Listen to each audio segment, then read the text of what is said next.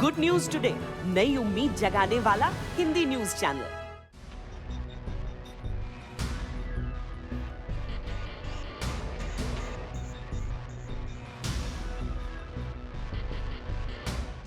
एक ऐसा भी दौर था जब अमेरिका के राष्ट्रपति को खुद अमेरिका में F-16 विमानों ने स्कॉट किया था।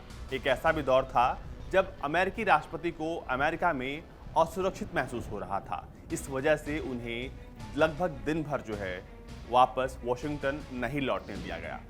एक ऐसा भी दौर था जब अमेरिका घुटनों पर आ गया था और आतंकवाद ने दुनिया को अपना एक नया चेहरा दिखाया था।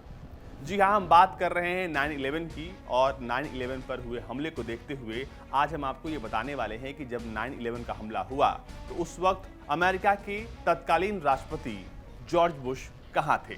9/11 को लेकर बहुत सारी जानकारियां पब्लिक डोमेन में हैं, लोग पढ़ते हैं, सुनते हैं, देखते हैं, लेकिन हम आपको आज ये बताने वाले हैं कि आखिर जब 9/11 का हमला हुआ, यानी कि वर्ल्ड ट्रेड सेंटर पर हमला हुआ, तो आखिर जॉर्ज बुश कहाँ थे, शाम तक वो कोई फैसला क्यों नहीं ले पाए, और आखिरकार जब वो शाम में वापस वॉशिंगटन आए तो क्या कुछ बदला हुआ उनको नजर आया। दरअसल 9/11 को जब वर्ल्ड ट्रेड टावर पर हमला हुआ तो उस वक्त अमेरिका के तत्कालीन राष्ट्रपति जॉर्ज बुश जो थे वो फ्लोरिडा में एक अपने रूटीन ट्रिप पर गए थे। जी हाँ, ये एक स्कूल था जहां पर वो दौरे के लिए गए थे और उस दौरान वो बच्चों से मिल रहे थे। तभी chief of staff Andrew card जो है उनके पास आते हैं और उनके कान में कहते हैं कि एक विमान जो कि वर्ल्ड ट्रेड टावर के एक नॉर्थ टावर से टकरा गया है। उनके मुंह से निकलता है, ओ माय गॉड, ये क्या हो गया। सब लोग थोड़ी देर के लिए चौंक जाते हैं, लेकिन किसी को इस बात का अंदाजा नहीं था कि ये एक आतंकी हमला है। एंड्रयू कार्ड वहां से चले जाते हैं और थोड़ी देर बाद फिर वो दौड़ते हुए आते हैं और कहते हैं कि एक दूसरे प्लेन ने भी वर्ल्ड ट्रेड टावर सेंटर के दूसरे टावर में हमला किया है। ये हमला नहीं बल्कि जानबूझकर किया गया हमला था, और ये हमला था साउथ टावर पर। दरअसल जब प्लेन नॉर्थ टावर से टकराया तो उस वक्त वो 80 माले के आसपास जो है टकराया था, और उस वक्त बहुत ही बड़ा छेद पूरी बिल्डिंग में और धुएं का गुबार, आग लग गई वहां पर। और जब ये साउथ टावर में टकराया दूसरा प्लेन तो वो टकराया था 60वें माले पर। 60वें माले पर भी कुछ वैसा ही नजारा था, और ये जो दोनों घटनाएं थी उसने अमेरिका को हिलाकर रख दिया था।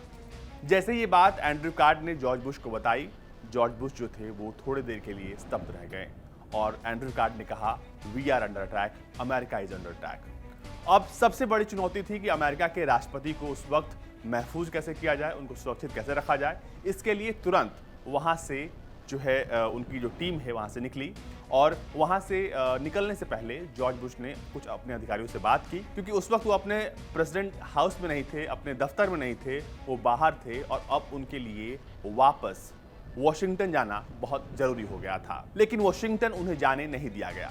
क्यों नहीं जाने दिया गया, ये बताते हैं हम आपको। दरअसल जब इस बात की पुष्टि हो गई कि अमेरिका पर आतंकी हमला हुआ है, सबसे पहला काम था अमेरिकी राष्ट्रपति को सुरक्षित रखना। अमेरिकी राष्ट्रपति को सुरक्षित रखने के लिए उनके तमाम अधिकारियों ने वो तमाम काम किए जो उन्हें करने चाहिए थे। तुरंत उन्हें एयरफोर्स 1 पर ले जाया गया, और एयरफोर्स 1 का जो इंजन था वो पहले से स्टार्ट था।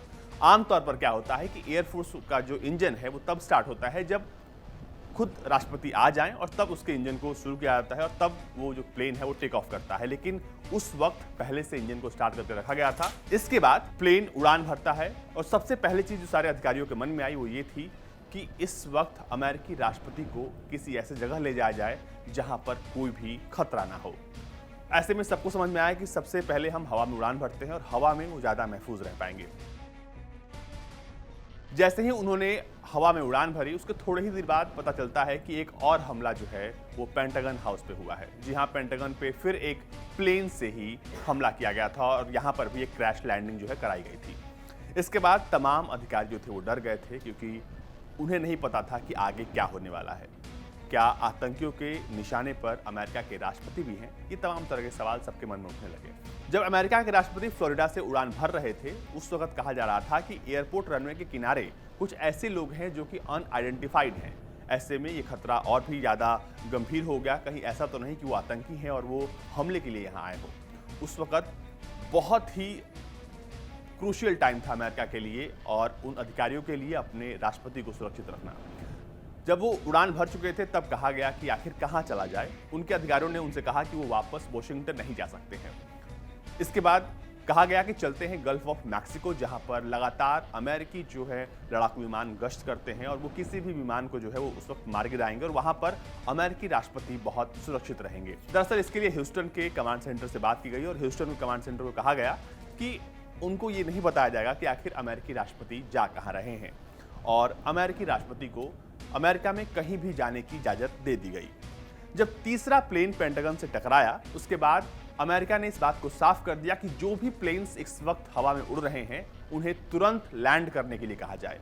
अगर कोई भी प्लेन हवा में उड़ता हुआ दिखाई देगा तो उसे तुरंत ही मारकर गिरा दिया जाएगा। अमेरिका जानता था कि उसके सामने एक बहुत बड़ी चुनौती है, तमाम प्लेन्स जो इस वक्त उड़ रहे थे उनको लैंड कराना और सबसे पहले स्थिति को काबू में लाना। अमेरिकी राष्ट्रपति चाहते थे कि वो जल्दी से जल्दी वॉशिंगटन वापस जाएं और इसके बाद वो तुरंत कार्रवाई करें, लेकिन उनके अधिकारी उन्हें ऐसा करने से रोक रहे थे क्योंकि सबसे बड़ा जो मुद्दा था वो था सुरक्षा का मुद्दा।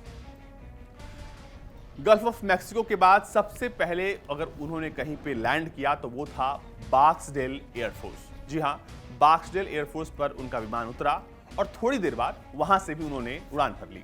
इसके बाद वो पहुंचते हैं ऑफ रूट एयरबेस जो कि नेब्रास्का में है, वहां पर पहुंचे और वहां पर एक है डीप स्ट्रैटेजिक कमांड जो कि जमीन के अंदर बहुत बड़ा कमांड है, अमेरिका का सुरंग बना हुआ है। वहां पर वो पहुंचे और वहां पर वो इसलिए पहुंचे क्योंकि उस वक्त जो एयरफोर्स 1 था उसमें तमाम सुविधाएं थी, लेकिन ऐसे दौर में उनके पास ऐसी सुविधा नहीं थी कि वो एरोप्लेन में बैठकर अपने देश को, देश के लोगों को संबोधित कर पाए। और उस वक्त उनकी सबसे पहली प्रायोरिटी थी देश के लोगों को समझाना और उस वक्त संबोधन करना।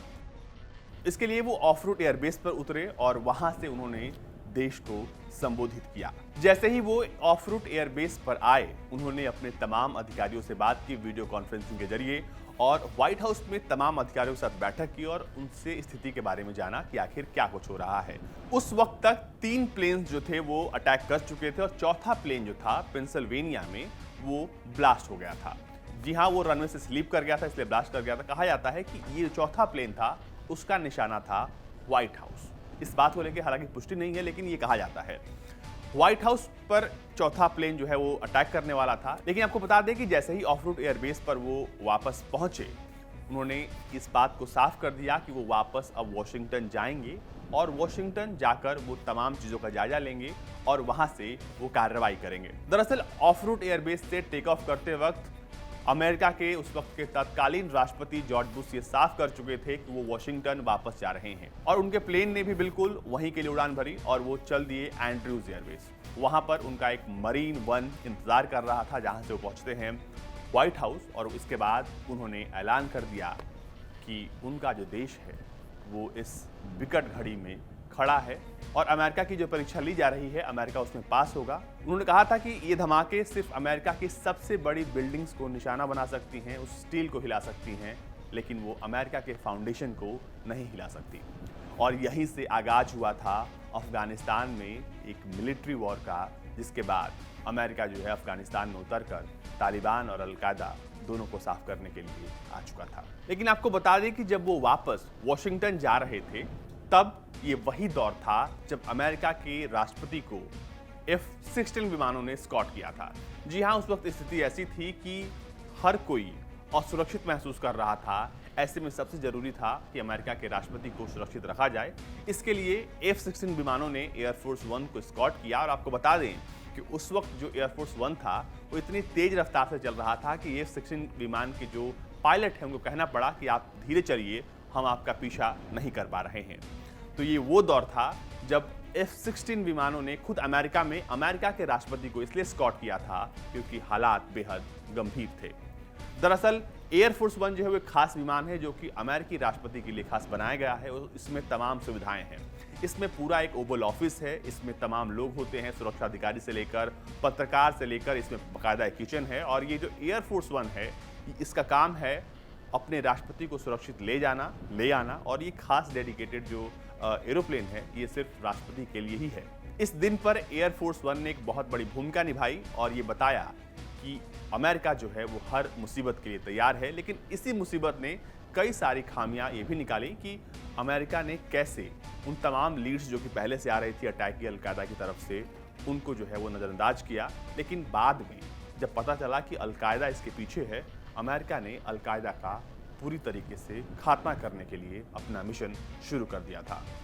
हम रोज मिलेंगे आपसे 9/11 की कुछ दिलचस्प कहानियों के साथ। हर रोज आपको कुछ नई बात बताएंगे और अगले स्टोरी में हम बात करने वाले हैं कि आखिर उन 4 प्लेन्स को क्यों हाईजैक किया गया था और क्यों उन्हें ही चुना गया अटैक के लिए।